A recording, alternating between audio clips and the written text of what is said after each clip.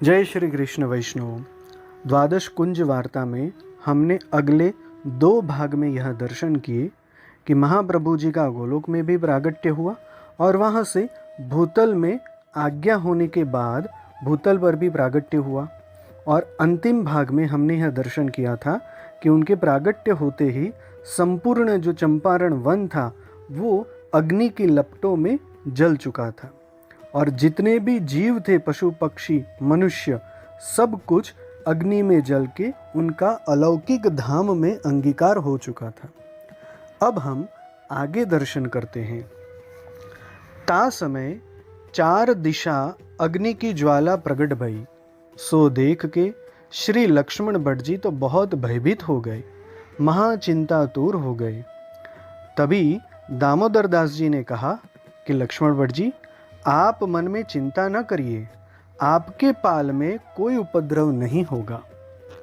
फिर अग्नि सो श्री लक्ष्मण भट्ट जी को एक ही पाल बच्यो, बाकी सब कुछ भस्म हो गया।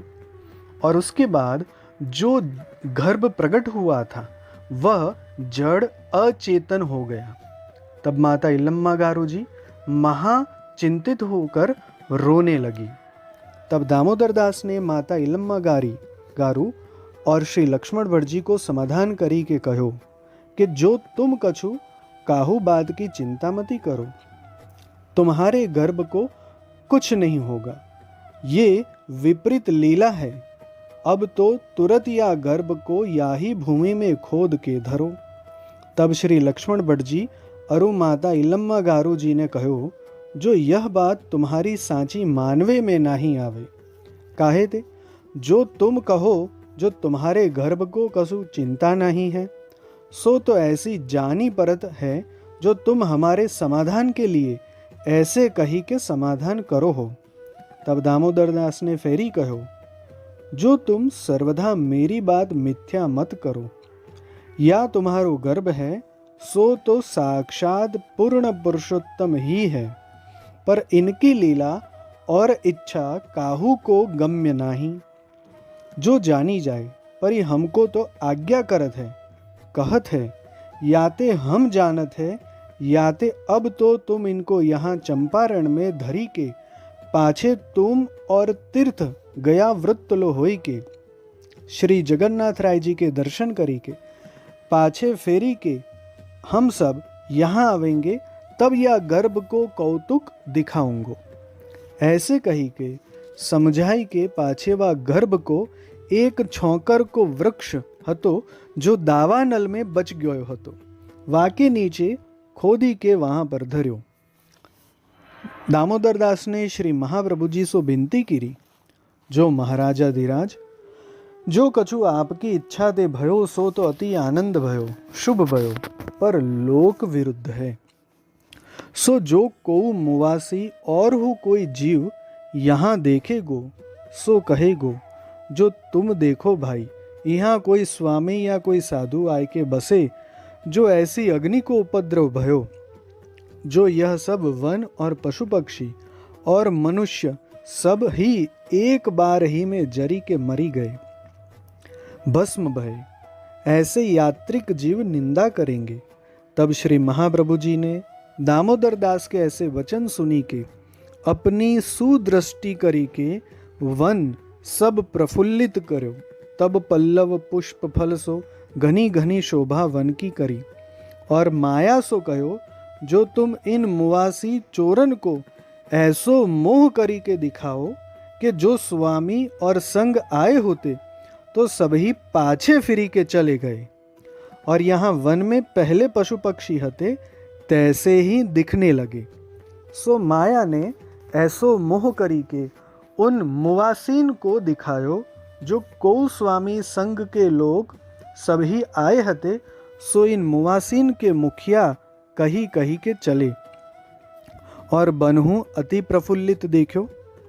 मतलब जितने भी साधु संत आए थे वो माया जनित प्रकट हुए, और जो मुवासी का मुखिया था उन मुखिया को सभी साधु संतों ने जय श्री कृष्ण करके प्रणाम करके वो अपने अपने देश में चले गए।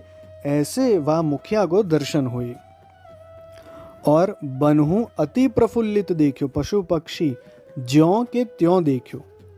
तब उन आपूस में कही, जो तुम देखो भाई, यहाँ अग्नि को उपद्रव घनो घनो भयो, परि फेरी बन नव पल्लव भयो, फल फूल सहित घनी शोभा भई।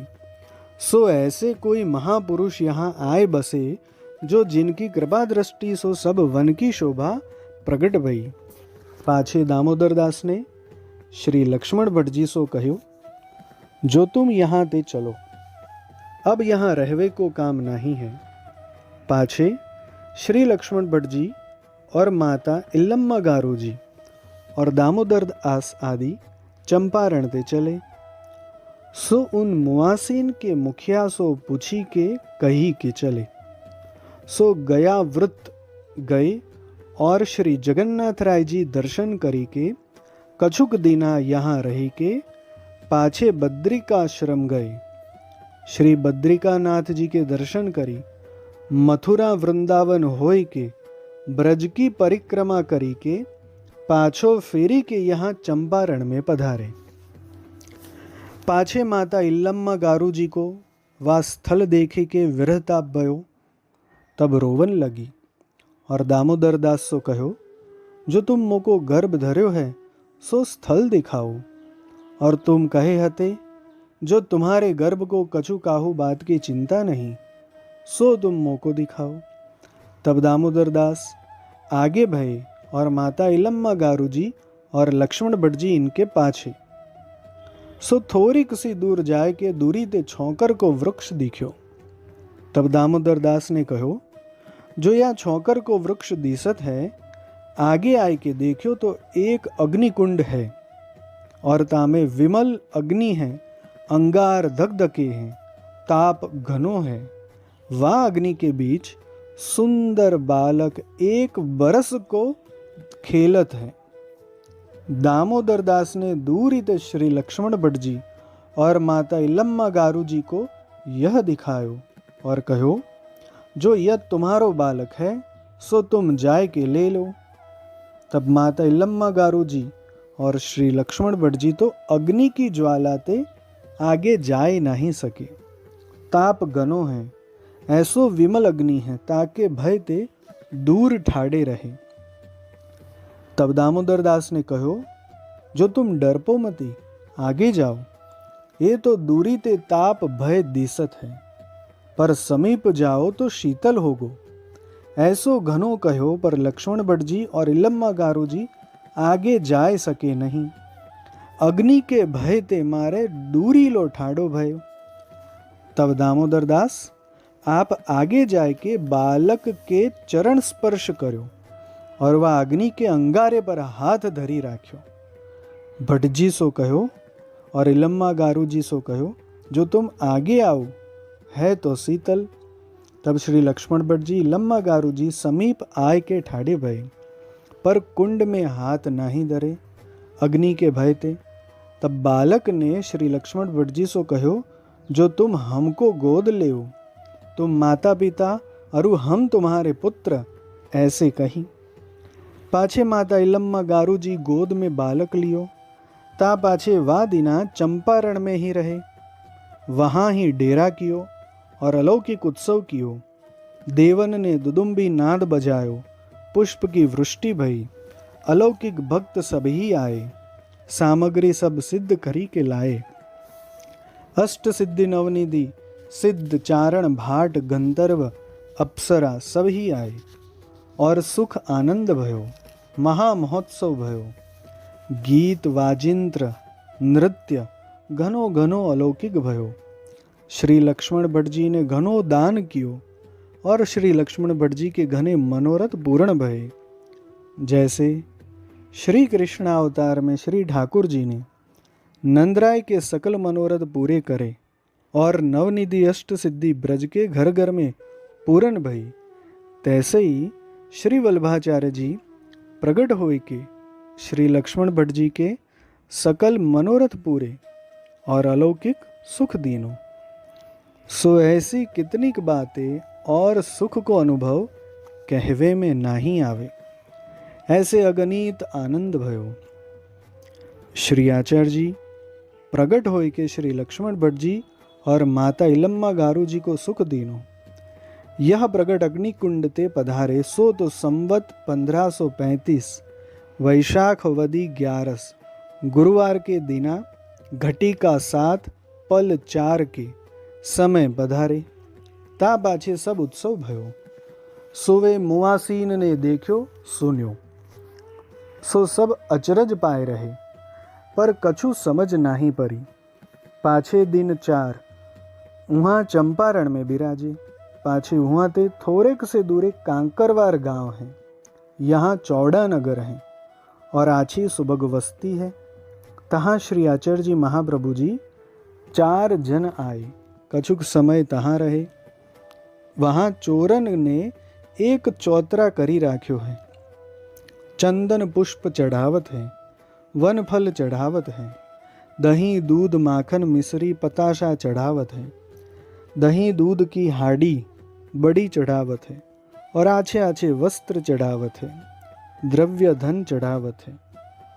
वा देश को ब्राह्मण वहाँ बैठ्यो रहत है, पूजा चढ़ावत है, मानता सो वा ब्राह्मण लेते। ब्राह्मण दिन में वहाँ बैठ्यो रहते और रात्रि में अपने घर जाए हैं।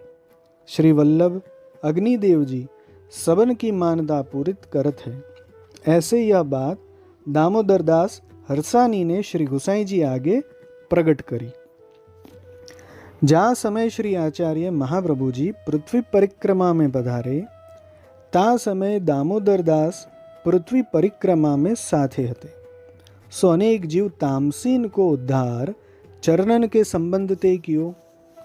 लीला में ते बिछुरे घनो घनो काल भयो हतो। अनेक लक्ष जीव योनि के फेरा भय तो पार नहीं। सो अगणित मनुष्य जन्म भये। धर्म कर्म दान हूँ घनो कर्यो, भगवत भजन हूँ मिश्रित घनो कर्यो, परि पार न पाए। सोन दैवी जीवन को उद्धार करन अर्थ श्री आचार्य जी महाप्रभु जी ने पृथ्वी परिक्रमा को मिस करी के उन दैवी जीवन को उद्धार विचार्यो। पशु पक्षी सर्प सिंध सहित मांस भक्षण करवे वारे और सात्विक देह वारे जीवन को कूर दृष्टि सु देखन वारे ऐसे दुष्ट देह वारो तामसी कहत है। सो ऐसे जीव पृथ्वी पर घने अगणित हैं। सो इनकी सुधि श्री आचार्य जी महाप्रभु जी ने करी के जहाँ जहाँ वे संबंधी जीव हते तहाँ तहाँ पधारे। चरण रेणु संबंध ते उनको उद्धार भयो। सो खान पान को त्याग करी के चरण संबंधी रेणु को आश्रय करे। ऐसे करते भगवद इच्छा ते उनकी देह छूटी। पाछे नीज धाम को भगवद लीला में वे जीव पहुँचे। ऐसे श्री आचार्य जी महाप्रभु जी ने 3 बेर पृथ्वी परिक्रमा की नी। सो तीनों बेर ऐसे दैवी जीवन के उद्धार के लिए पधारे। जल अरु थल में शोधि शोधि के तामसी देह वारे दैवी जीवन को उद्धार कियो। नातर पृथ्वी परिक्रमा करवे को विचार नहीं हतो। एक बार पृथ्वी परिक्रमा को पधारे तब दामोदर दास हरसानी साथ थे। दूसरी बेर फिर अडिल ते पधारे तब कृष्णदास मेघन साथ थे और तीसरी परिक्रमा पधारे तब प्रभुदास जलोटा क्षत्रि साथ थे। सो श्री आचार्य जी महाप्रभु जी प्रथम तो ऐसी विचारी जो दैवी जीव जाति में तामसी को उद्धार कैसे करी के होए। ये तो पशु पक्षी अज्ञान है और क्रूर दृष्टि इन जीवन को जाति स्वभाव है। सो इनके समीप ठाडो न रहो जाए। इनको ज्ञान समझ है नहीं। काहे ते जो एक मनुष्य देह बिनु और जीव जाति को ज्ञान नहीं है। एक जीव और उपस्थ इन 2 इंद्रियन को ज्ञान सब प्राणी मात्र को है। मनुष्यन को 11 इंद्रियन को ज्ञान है। याते सर्व योनिते मनुष्य देह श्रेष्ठ है और मनुष्य देह में पंडित ज्ञाता है, चातुर्य है सो श्रेष्ठ है। पर सब पंडिताई और ज्ञान विषय अनन्यता आवे। अनन्यता आई कैसे जानिए? जो बिना प्रभु के अन्य कछु सोहाय नहीं, अन्य रुचे नहीं, अन्य धर्म सब छूटी जाए। विष समान होए तब जानिए जो अब भगवद भजन स्फुरित भयो। तब या के हृदय में प्रभु विराजत हैं।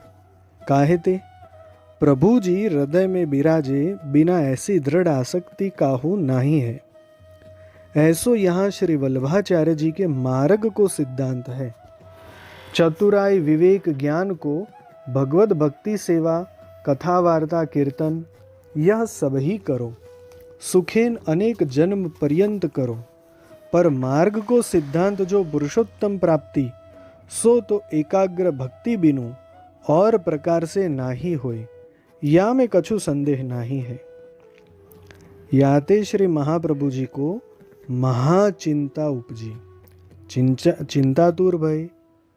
जो भाई श्रीनाथ जी ने ऐसी आज्ञा किनी है, जो इन दैवी सृष्टि के जीव जो लीला में ते बिछुरे हैं, सो इन जीवन को तुम प्रकट होई के इनको मन शुद्ध करी के मेरे आश्रित करो, और बेगी यहाँ आई पहुँचे ऐसो उपाय करो। सो श्री महाप्रभु जी ज्ञान दृष्टि सो विचारे, जो इन जीवन को आसुरावेश संग ते भयो है, सो दोष निधान भय हैं, और पुरुषोत्तम तो गुण निधान है। याते इन जीवन को अंगीकार कैसे होए, सो ऐसी चिंता भई। तब प्रथम तो मधुबन में श्री ठाकुर जी की आज्ञा भई, जो तुम चिंता मती करो। तब श्री आचार्य जी ने कहो, जो तुम आज्ञा करी के देवी जीवन को अंगीकार कर, सो जीव तो दोष वारे हैं और आप तो गुण निधान हो, तो यह संबंध कैसे करी के होए। तब श्री ठाकुर जी ने कहो, तुम इन जीवन को उपदेश करी सेवक करी के वेदोक्त भक्ति मार्ग की रीति सो सेवा कथा कीर्तन उपदेश करो। तब ये वचन श्री ठाकुर जी के सुनी के श्री आचार्य जी चुप रहे। मन में विचारे, जो ये कली काल के जीव हैं, इनको दुसंग गणों हैं, इनको अज्ञान अंधकार गणों है, बोध स्फुरित नहीं है। तब श्री ठाकुर जी ने कहो, जो तुम इनको उपदेश करी के भक्ति मार्ग की रीति को उपदेश करो, वह रीति सो मेरो भजन करे, इनते इनको कार्य होएगो। तब श्री आचार्य जी सुनी के रहे, पर यह बात में मन में नहीं आई, सो ज्ञान कैसे करी के होए। ऐसे विचारी के कितने दिन श्री आचार्य जी ब्रज में पधारे। सो एक दिन श्री गोकुल में गोविंद घाट पर एक चौतरा हतो, तहाँ बिराजे हते। एक दिन रात को सोवत में आपको फिर चिंता उपजी, अत्यंत आतुर भय। तहाँ वाई समय तत्काल श्री ठाकुर जी प्रकट भये और श्री आचार्य जी सो कहो, जो तुम चिंता काहे को करत हो। तब श्री आचार्य जी ने कहो, जो इन जीवन को उद्धार होनो कठिन है। काहे ते, जो इनकी दृष्टि कलिकाल के दोष करी के आच्छादित भई है, याते इनको ज्ञान उपजे नाही, याते भक्ति मार्ग को फल होनो दुर्लभ है। तब श्री ठाकुर जी ने कहो, जो तुम चिंता मती करो, तुम इनको नाम देव और ब्रह्म संबंध कराओ। दैवी सृष्टि के जा जीवन को तुम नाम देओगे, ताको मन शुद्ध होएगो, और आत्मनिवेदन ब्रह्म संबंध कराओगे, वागो अंगीकार हों करूंगो। तुम इनको ज्ञान उपदेश करो, जाते कृष्णाश्रय होए और पूर्व के दोष सब नाश होए। आत्मनिवेदन जाको कराओगे, उन जीवन के दोष लेश हूँ मैं नहीं विचारूंगो। यह मेरो वचन है। या वचन ते वैष्णव अनन्य आश्रय राखे, काहू के दोष देखे नहीं। माया की कामना त्याग करी के प्रभु में अनन्य भाव करी के रहे, ऐसी आज्ञा करी। याते वैष्णव को प्रथम तो अन्याश्रय त्याग करनो। श्री आचार्य जी ने अनेक ग्रंथ द्वारा अन्याश्रय वर्जित कहो है। श्री आचार्य जी फेरी फेरी वाही बोध करत है, जो वैष्णव को बड़ो भाव सर्वोपरि दृढ़ासक्ति है, या समान और को नहीं। श्री आचार्य जी तामस जीव के उद्धार निमित्त आप 3 बेर पृथ्वी परिक्रमा कीनी।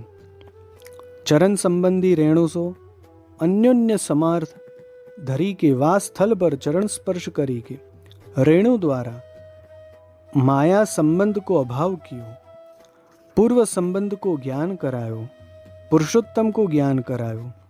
सो उन तामसी जीव ने चरण संबंधी रेणु को आश्रय कर्यो और अपनो आयुष्य पूर्ण करी काल व्यतीत कियो।